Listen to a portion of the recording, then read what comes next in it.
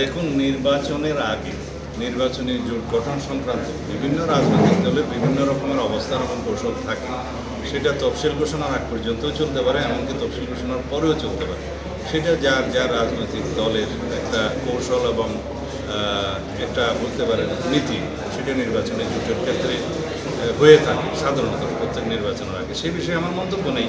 সবারই রাজনৈতিক কৌশল আছে, অধিকার আছে, তাদের অবস্থান আছে, সেটা করতে পারে। আপনাদের জোট নিয়ে কোনো কিছু ভাবছেন কিনা?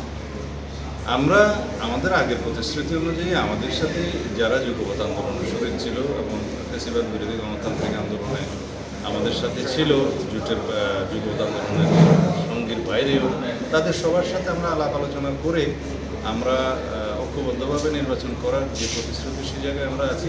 এবং নির্বাচন পরবর্তীতেও আমরা একটা ঐক্যমতের ভিত্তিতে জাতীয় সরকার তাদেরকে নিয়ে গঠন করার আমাদের প্রতিশ্রুতি আছে, 31 দফাতে আছে, সেই অবস্থানে আমরা আছি।